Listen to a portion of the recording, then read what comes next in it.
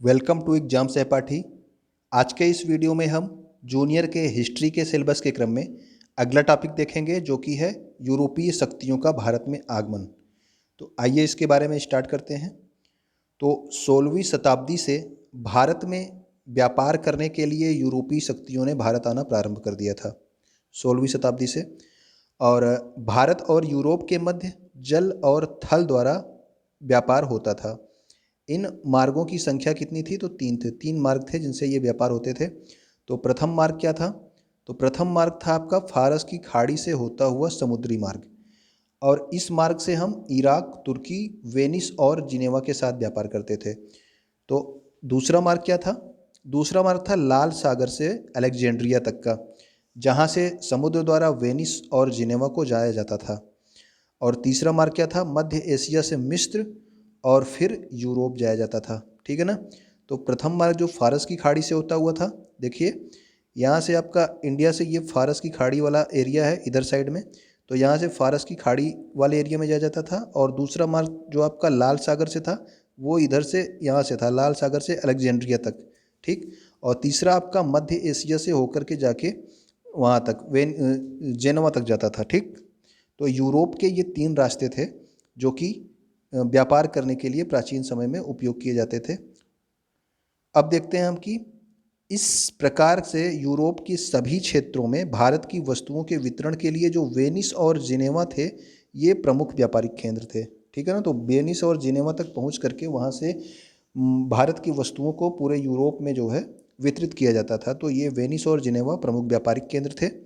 15वीं शताब्दी में 1453 ईस्वी में कुस्तुनतुनिया पर तुर्कों ने अपना अधिकार कर लिया। तो तुर्कों ने वहाँ पे आक्रमण करके कुस्तुनतुनिया पर अपना अधिकार कर लिया। और कुस्तुनतुनिया नगर जो था वो व्यापार मार्ग का मुख्य द्वार था, यानी कि यूरोपियों को व्यापार करने के लिए इस मार्ग से गुजरना ही पड़ता था, कुस्तुनतुनिया वाले मार्ग से। और उस पर जो है तुर्कों ने अपना अधिकार कर लिया। और तुर्कों द्वारा कब्जा होने के कारण तुर्कों ने यूरोप और भारत के मध्य पुराने सभी संचार के माध्यमों को बंद कर दिया। तो इन्होंने जो वहाँ से गुजरने वाले रास्ते थे उन सबको बंद कर दिया, जिससे भारत और यूरोप के बीच जो है व्यापार भी बंद हो गया। और इसीलिए यूरोप वासियों को नए समुद्री मार्ग खोजने की ज़रूरत पड़ी।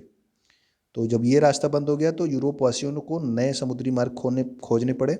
और उसके लिए देखिए क्या क्या हुआ। उसके लिए देखिए 1492 ईस्वी में स्पेन देश का निवासी कोलंबस अपनी यात्रा शुरू करता है, और ये भारत के समुद्री रास्ते की खोज में निकला था। कोलंबस 1492 में भारत के समुद्री रास्ते की खोज में निकला था, परंतु इसने क्या, ये अमेरिका के समुद्री रास्ते की खोज की। ये वेस्ट इंडीज पहुंच गया। ठीक है ना। और अमेरिका के समुद्री रास्ते की खोज की किसने? कोलंबस ने 1492 में। उसके बाद वास्को डी गामा था पुर्तगाल का, वो पुर्तगाल से भारत के समुद्री मार्ग की खोज पर निकला। और 1498 ईस्वी में कहाँ पहुंचा? भारत के कालीकट बंदरगाह पर पहुंचा 1498 ईस्वी में, वास्को डी गामा। ठीक है ना। और यहाँ पर जैमोरिन नामक ब्राह्मण शासक था वो, इसने जो है वास्को डी गामा का स्वागत किया। तो आपको याद रखना है कोलंबस 1492 में वो अमेरिका की रास्ते की खोज कर ली, इंडिया के लिए निकला था। और वास्को डी गामा पुर्तगाल का था, जो कि जो है 1498 ईस्वी में भारत के कालीकट बंदरगाह पर पहुंचा और भारत के रास्ते की खोज की, समुद्री रास्ते की खोज की वास्को डी गामा ने। और यहाँ पर जैमोरी नामक ब्राह्मण ने इसका स्वागत किया। पुर्तगाली क्या करते थे कि ये सोना चांदी लेकर आते थे और हमारे देश से सूती, रेशमी कपड़े और विभिन्न प्रकार के मसाले लेकर जाते थे। वो इस सोना चांदी ले आके यहाँ से सूती कपड़े, विभिन्न प्रकार के मसाले और रेशमी कपड़े ये सब यहाँ से खरीद कर ले जाते थे।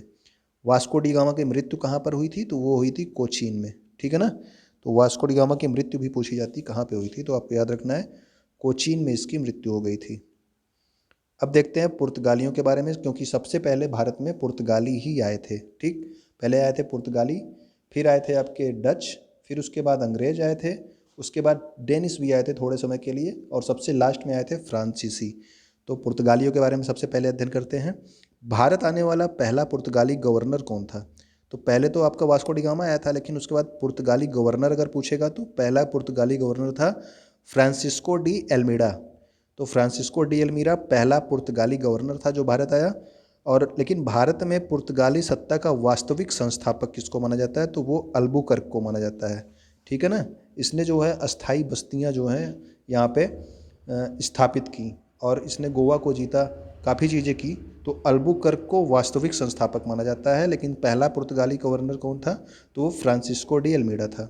और ये अल्बुकर्क जो था, इसकी भी मृत्यु कहाँ पे हुई थी? इसकी मृत्यु हुई थी गोवा में, ठीक है ना। वास्को डी गामा की कहाँ पे हुई थी? कोचीन में। अल्बुकर्क की मृत्यु गोवा में।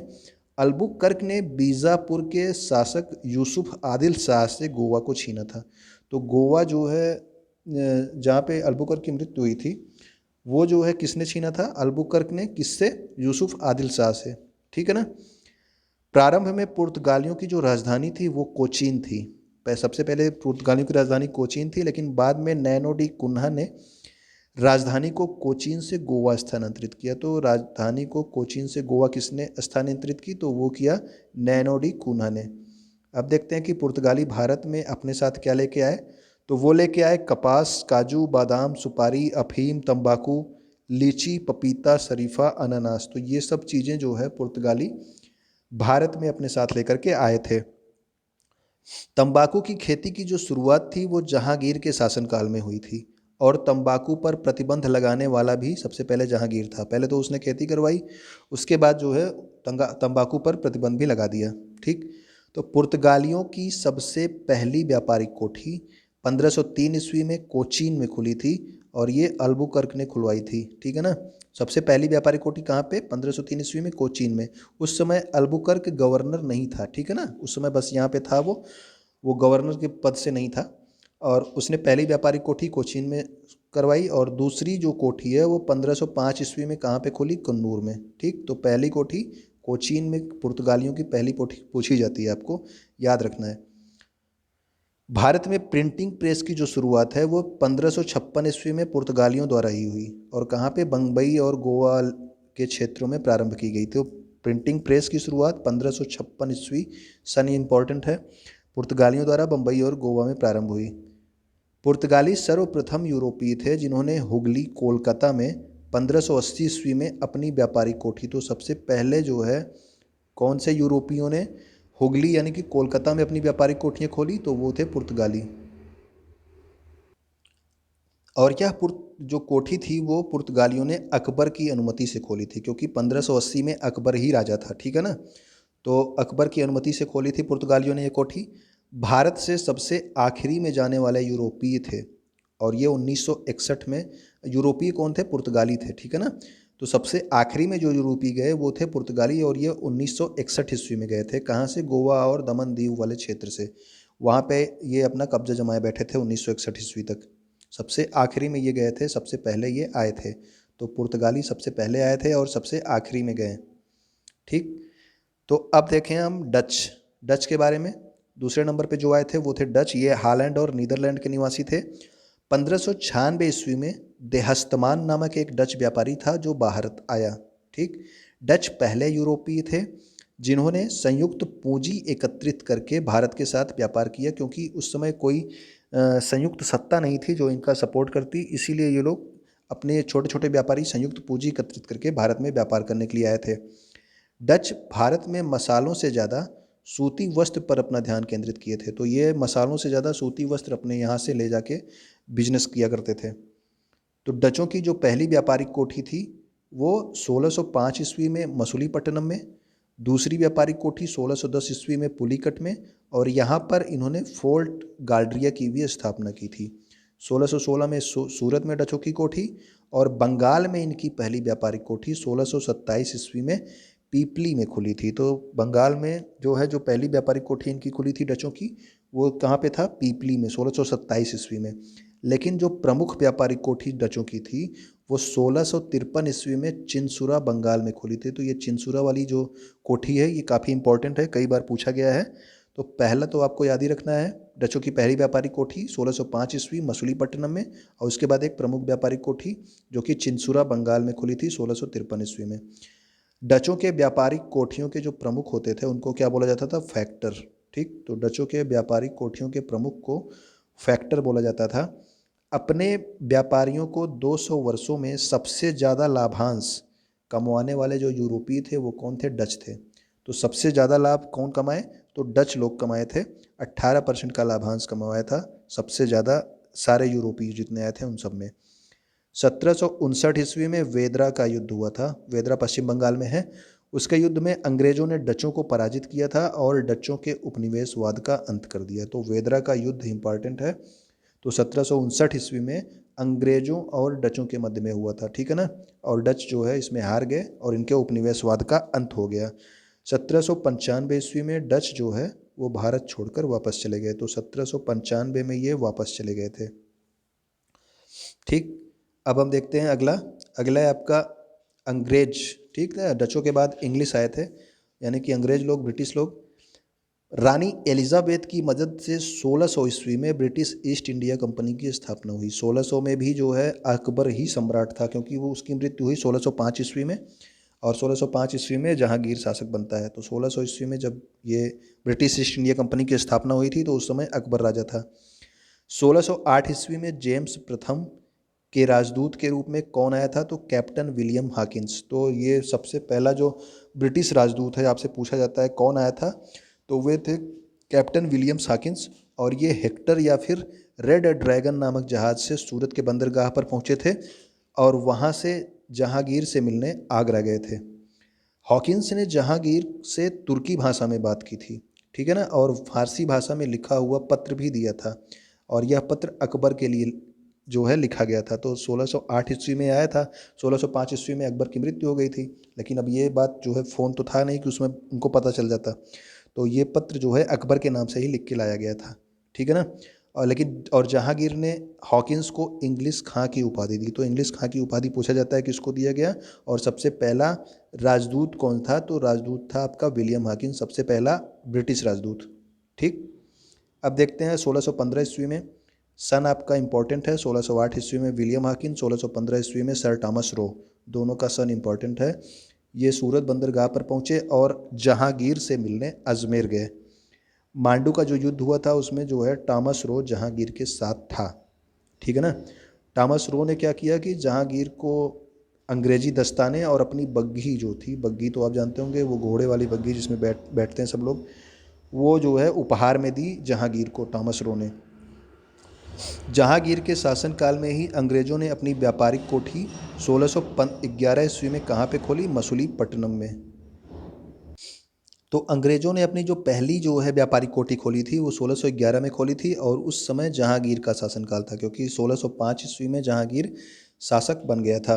1612 ईस्वी में इन्होंने अपनी कोठी सूरत में, 1633 में उड़ीसा में, 1639 में मद्रास और 1651 ईस्वी में हुगली में स्थापित की थी, ठीक।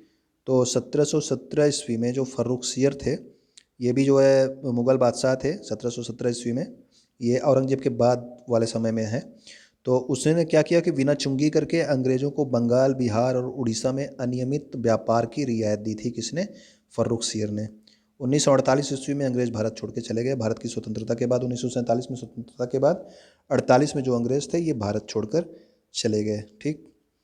और देखिए अब ये 2-3 इंपॉर्टेंट पॉइंट है, इसको आप ध्यान रखेंगे कि ये पूछा जाता है अधिकतर, तो ये कलकत्ता शहर पूछा जाता है, लेकिन आप तीनों याद रखेंगे कि 1640 ईस्वी में फ्रांसिस डे ने मद्रास शहर की स्थापना की थी। 1667 ईस्वी में गेरोल्ड एंगियार ने बम्बई शहर की स्थापना की। और जो सबसे ज़्यादा पूछा जाता है 1692 ईस्वी में जाप चरनाक, ठीक है ना, ये नाम आप याद रखेंगे। नाम तीनों याद रखेंगे क्योंकि जरूरी नहीं कि हर बार कलकत्ता ही पूछा जाए। कलकत्ता शहर की स्थापना की जॉब चरनाक ने, गेरोल्ड एंगियार ने बम्बई शहर की, और फ्रांसिस डे ने मद्रास शहर की स्थापना की, ठीक। अब हम देखेंगे डेनिस के बारे में। ये डेनिस भी आए थे थोड़े समय के लिए, तो देखते हैं। 1616 ईस्वी में ये भारत आए थे डेनिस, और इनकी व्यापारिक कोठी जो है 1620 ईस्वी में तंजौर के ट्रावनकोर में खुली थी। तो 1620 ईस्वी में तंजौर के ट्रावनकोर में इनकी पहली व्यापारिक कोठी खुली डेनिस की, और इनकी दूसरी व्यापारिक कोठी पश्चिम बंगाल के श्री रामपुर में खुली थी। तो श्री रामपुर का नाम याद रखना, श्री रामपुर का नाम डेनिस के नाम से याद रखना, ठीक है ना। डेनिस लोगों ने पश्चिम बंगाल के श्री रामपुर में अपनी जो है क्या कहती है व्यापारिक कोठी खोली थी। और जो चिनसुरा मैंने बताया था वो इंपॉर्टेंट था, वो डचों ने खोली थी, ठीक। तो वो भी आपका पश्चिम बंगाल वाले एरिया में था। 1745 ईस्वी में अपनी व्यापारिक कोठियाँ ये अंग्रेज़ों को बेच करके भारत से वापस चले गए, ठीक है ना। तो 1616 ईस्वी में आए थे, और 1745 में क्या किया इन्होंने, सारी कोठियाँ जो है अंग्रेज़ों को बेच करके ये भारत से वापस चले गए। तो भारत से सबसे पहले जो गया था वो था डेनिस, ठीक है ना। तो डेनिस लोग जो थे वो भारत से सबसे पहले वापस गए थे 1745 ईस्वी में। तो भारत से जाने का क्रम आप देख लीजिए। तो भारत से जाने का क्रम सबसे पहले डेनिस गए थे, उसके बाद डच गए थे 1700, ये गए थे 1745 में, ये 1795 में गए थे, अंग्रेज 1948 में गए, फ्रांसीसी गए 1954 में और पुर्तगाली 1961 में। तो सबसे पहले आए थे पुर्तगाली और सबसे लास्ट में गए हैं 1961 में। ठीक है ना। फ्रांसीसी कब गए? फ्रांसीसी 1954 में गए थे, अंग्रेज 1948 में गए थे। ठीक। और आपका ये आपने डच देखा ही, डच गए थे 1795 में और आपका डेनिस गए थे 1745 ईस्वी में। ठीक। तो ये जाने का क्रम था और आने का क्रम था, पहले सबसे पहले पुर्तगाली आए थे, उसके बाद आए थे डच, उसके बाद आए थे अंग्रेज। ठीक। उसके बाद ये डेनिस भी आए थे, उसके बाद आए थे फ्रांसीसी, सबसे लास्ट में आए थे फ्रांसीसी। तो आप इसको याद रखेंगे। अब देखते हैं फ्रांसीसी के बारे में जो सबसे लास्ट में आए थे। फ्रांसीसी भारत में आने वाले सबसे आखिरी यूरोपीय थे। तो सबसे लास्ट में आने वाले यूरोपीय कौन थे? फ्रांसीसी थे। लुई 14 के मंत्री कोलबर्ट का नाम याद रखना। कोलबर्ट की सहायता से 1664 ईस्वी में फ्रांसीसी भारत आए थे। तो ये फ्रांसीसी 1664 ईस्वी में भारत आए। ठीक। इनकी पहली व्यापारिक कोठी 1688 ईस्वी में सूरत में। तो पहली व्यापारिक कोठी आप सबकी याद रखेंगे। और फ्रांसीसियों की पहली व्यापारिक कोठी 1688 ईस्वी में कहाँ पे थी? सूरत में। और इनकी दूसरी व्यापारिक कोठी 1669 ईस्वी में मसूलीपट्टनम में। तीसरी 1690 ईस्वी या 92 ईस्वी में कहाँ पे? चंद्रनगर पश्चिम बंगाल में खुली थी। ठीक है ना। तो चंद्रनगर पश्चिम बंगाल में फ्रांसीसी थे, श्रीरामपुर में आपके डेनिश थे, चिंसुरा में कौन था? तो चिंसुरा में थे आपके डच लोग। ठीक। तो ये आपके हो गए। 1674 ईस्वी में शेर खां लोदी ने मार्टिन को एक गांव दिया, जिसको आधार बना करके मार्टिन ने पांडिचेरी शहर की स्थापना की। अब आप पांडिचेरी शहर का नाम भी आप याद रखेंगे, ये फ्रांसीसियों से जुड़ा हुआ है। तो पांडिचेरी शहर की स्थापना किसने की थी? मार्टिन ने की थी। ठीक है ना। मार्टिन को फ्रांसीसी बस्तियों का वास्तविक संस्थापक कहते हैं। तो फ्रांसीसी बस्तियां जो यहाँ पे बसाई गई थी वो मार्टिन के द्वारा ही बसाई गई थी। अब देखते हैं हम, पांडिचेरी को 1701 ईस्वी में फ्रांसीसियों ने अपना मुख्यालय बनाया। तो पांडिचेरी शहर की स्थापना मार्टिन ने की थी। 1701 ईस्वी में फ्रांसीसियों ने इसको अपना मुख्यालय बनाया। अंतिम 3 जो फ्रांसीसी आए थे वो थे गवर्नर डुप्ले, गोडेहू और काउंट डी लाली। ठीक है ना। ये अंतिम 3 फ्रांसीसी गवर्नर थे। डुप्ले ने सहायक संधि का सबसे पहले प्रयोग किया था। तो जो वेलेजली की सहायक संधि है शायद ना, वेलेजली की, उसका जो है आप समझ लीजिए कि सबसे पहले जो है ये प्रयोग किया था डुप्ले ने। ये फ्रांसीसी गवर्नर था। ठीक। कर्नाटक का जो प्रथम युद्ध, अब ये कर्नाटक के 3 युद्ध थे, ये आपके तीनों इंपॉर्टेंट है। कर्नाटक का प्रथम, द्वितीय और तृतीय। आप इसका सन ही याद रखेंगे तो थोड़ा सा, या फिर कौन सी संधि हुई थी ये भी ये ध्यान रख लेंगे तो ठीक रहेगा। कर्नाटक का जो प्रथम युद्ध हुआ था वो 1746 से 48 ईस्वी के मध्य, और ये तीनों युद्ध जो है अंग्रेजों और फ्रांसीसियों के मध्य हुए थे। ये भी आपको याद रखना है, अंग्रेजों और फ्रांसीसियों के मध्य ये तीनों युद्ध हुए थे कर्नाटक के। 1746-48 में कर्नाटक का प्रथम युद्ध। इसके पश्चात मद्रास पर डुप्ले का अधिकार हो गया, परंतु एला सापल की संधि हुई और उसमें लुइस वर्ग फ्रांसीसियों को मिला और मद्रास फिर से अंग्रेजों को मिल गया। ठीक है ना। तो कर्नाटक का प्रथम युद्ध के बाद एला सापल की संधि हुई थी। कर्नाटक का द्वितीय युद्ध 1749 से 1754 ईस्वी में हुआ। ये भी अंग्रेजों और फ्रांसीसियों के मध्य हुआ था। ये युद्ध पांडिचेरी की संधि के साथ समाप्त हुआ। ठीक। कर्नाटक का जो तृतीय युद्ध था वो 1756 से 1763 ईस्वी तक, ये सप्तवर्षीय युद्ध था, ये 7 वर्षों तक चला था और इसके साथ हुआ। और इसका अंत जो है वो 1763 ईस्वी में पेरिस की संधि के साथ हुआ। तो कर्नाटक के तृतीय युद्ध का अंत पेरिस की संधि के साथ हुआ। ये आपका सप्तवर्षीय युद्ध था। ये भी आपका अंग्रेजों और फ्रांसीसियों के मध्य हुआ था। और इसी तृतीय युद्ध के मध्य में ही 1760 ईस्वी में काउंट डी लाली और अंग्रेजी जनरल आयरकूट के मध्य वांडीवास का युद्ध हुआ था। ये इंपॉर्टेंट है। वांडीवास का युद्ध किसके किसके मध्य हुआ?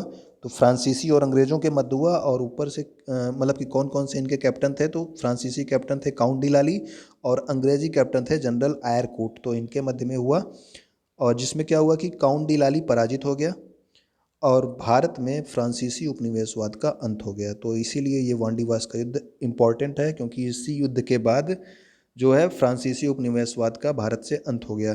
ठीक है ना। 1 नवंबर 1954 को फ्रांसीसी भारत से चले गए। तो भारत के कौन कौन से क्षेत्र से गए थे? ये कौन कौन से क्षेत्र में थे उस समय? पुदुचेरी, माहे, कराईकल और यनम। ठीक है ना। तो इन क्षेत्रों से जो फ्रांसीसी थे वो चले गए 1 नवंबर 1954 को। ठीक। अब ये कुछ इम्पोर्टेंट पॉइंट है, ये भी आप ध्यान रखिएगा कि जो पहला बैंक था वो इटली वासियों का था, मतलब इटली के लोगों ने पहला बैंक था। उसमें क्या हुआ था कि जो बड़े बड़े व्यापारी थे वो अपना लोगों को पैसा उधार देते थे और उनका पैसा अपने पास रखते थे। ये स्टार्ट किया था इटली वासियों ने, ठीक है ना। और 17वीं शताब्दी में लंदन तथा एम्स्टर्डम बैंक व्यवस्था वाले सबसे महत्वपूर्ण बने। कौन कौन से? लंदन और एम्स्टर्डम। कुतुबनुमा, कुतुबनुमा क्या होता है? जैसे आपको दिक्सूचक यंत्र के बारे में पढ़ाया था, तो उसी तरह से आप ये कुतुबनुमा का नाम याद रखेंगे कि देख ये दिशाओं का ज्ञान इससे होता है। ये भी एक दिक्सूचक यंत्र की तरह ही है। यूरोपियों ने कुतुबनुमा की सहायता से ही रास्तों की खोज और लंबी लंबी समुद्री यात्राएं की। ठीक, तो इस वाले चैप्टर में आपका इतना ही। उम्मीद करता हूँ कि आपको चीज़ें पसंद आई होंगी। अगर पसंद आया हो तो वीडियो लाइक करेंगे और अपने उन दोस्तों तक भी शेयर करेंगे जिसको इस वीडियो की ज़रूरत हो, ठीक है ना। उम्मीद है कि आपको वीडियो देखने के लिए आपका बहुत बहुत धन्यवाद।